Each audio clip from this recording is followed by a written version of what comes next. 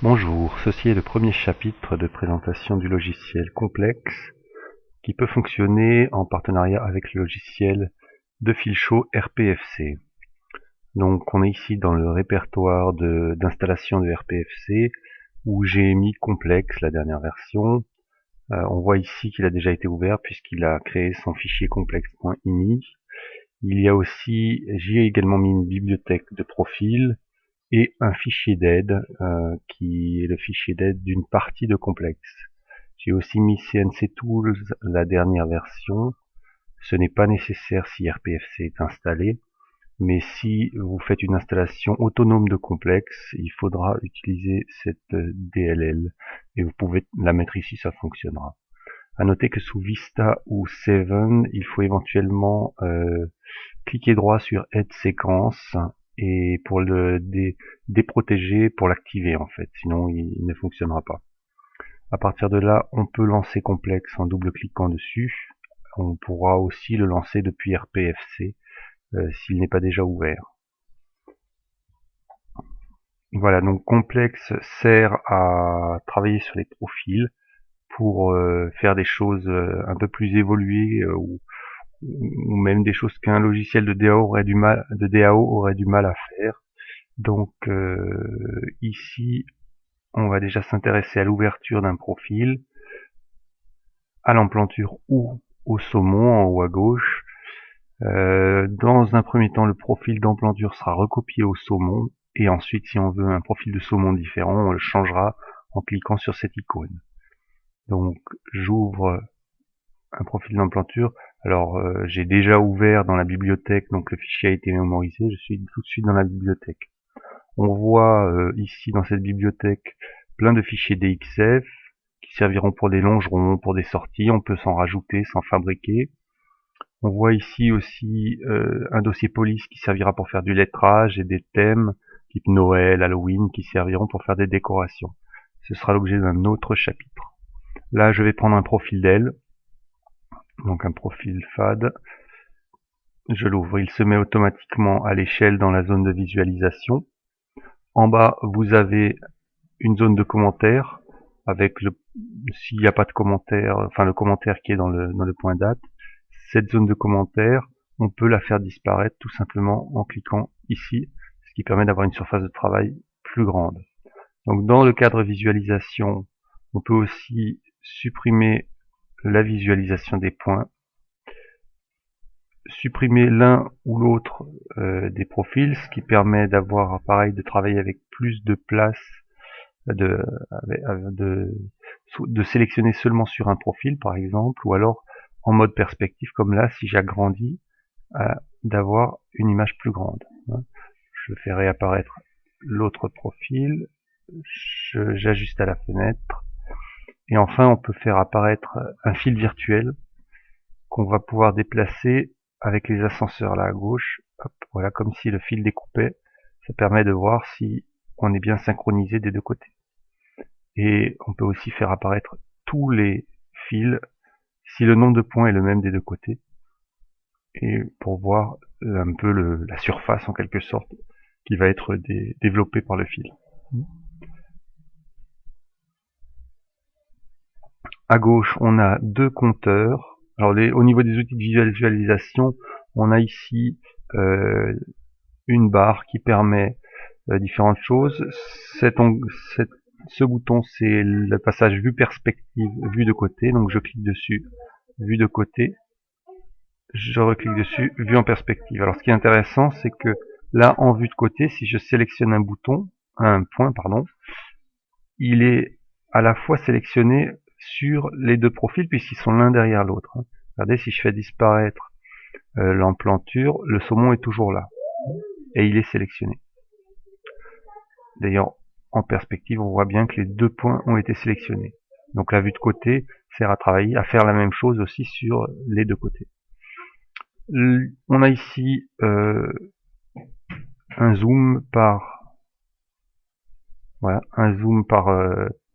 zone de sélection. Alors on peut aussi le faire tout simplement avec le bouton droit. Hop, voilà, pour voir une zone particulière. Et ici on revient à l'affichage plein écran. On a classiquement un zoom plus un zoom moins. Quand on est en vue en perspective, on peut faire varier les angles, voilà, avec ces deux curseurs. Et si on est un peu perdu parce qu'on est allé trop loin, on revient à 0 avec le dernier bouton. Et enfin, ici, on a une petite zone qui rappelle comment fonctionne la souris. Donc, clic gauche, sélection point ou groupe de points. Donc, par exemple, un groupe de points, ça va être comme ça avec le clic gauche, ou un seul point, ici, comme ça. Clic droit, ça va être le zoom. Ensuite, on vous dit Shift plus clic gauche, déplacement de la figure. Donc, on va tester ça. J'appuie sur Shift, c'est la touche majuscule du clavier. Je clique gauche et une main apparaît qui me permet de déplacer ma figure. Donc, c'est du visuel basique, c'est lent, faut y aller doucement pour pas faire planter l'ordinateur, mais ça fonctionne. Et par contre, si CTRL plus clic gauche, déplacement des points sélectionnés en mode normal, dans le mode normal, voilà, c'est le mode normal, il est là, c'est la sélection normale, on y reviendra plus tard. Et on peut les déplacer par contre, si je suis en perspective et que j'essaye, voilà, on a une message box qui dit que c'est impossible en perspective, il faut être en vue de côté. Donc je me mets en vue de côté, je appuie sur CTRL, je déplace, et tous les points que j'avais sélectionnés se déplacent. Alors évidemment, dans le cas présent, ça donne pas grand chose. Et un rappel que CTRL plus faire défiler les points avec les ascenseurs, c'est une sélection. Les ascenseurs, c'est quoi? C'est ici, à gauche. Regardez, sur l'emplanture, on a le petit carré noir qui va bouger. Et dans le compteur, on a le numéro du point et ses coordonnées. Ici, pareil en bas, pour le saumon, le carré qui est ici pour le moment. Voilà, il bouge. Et si donc je veux faire des sélections, je peux les faire soit dans la figure, soit à gauche dans les compteurs. Ici aussi, dans les compteurs. À partir de là, toujours pour expliquer cette histoire de contrôle, si j'appuie sur CTRL et que je fais défiler les ascenseurs, qu'est-ce qui se passe? Les points sont sélectionnés. Regardez ici, les points sont sélectionnés à la suite les uns des autres. C'est intéressant pour sélectionner des points contigus. Je peux faire même 10 par 10. Hein. Tac, tac, voilà. Toujours en matière de sélection, on a des boutons de sélection automatique. Donc si maintenant je veux tout sélectionner, j'appuie sur le premier, hop. Tout désélectionner, pardon. Donc là j'ai tout désélectionné au saumon, tout désélectionné à l'emplanture. Évidemment j'ai aussi tout sélectionné, voilà. Je peux sélectionner les X minimum, X maximum. Alors ce qu'on va faire pour mieux le voir, c'est on va se mettre en vue de côté. Voilà. On va se mettre en vue de côté, donc on voit X minimum, X maximum, et on va faire Y minimum, Y maximum ici. Alors ce dernier bouton de sélection permet de sélectionner les points qui présentent un angle supérieur à 30 degrés. C'est-à-dire qu'ici, par exemple, on va avoir celui-là et celui-là qui vont être sélectionnés. J'essaye et voilà. Vous voyez que si deux points successifs sont sélectionnés, le segment devient vert.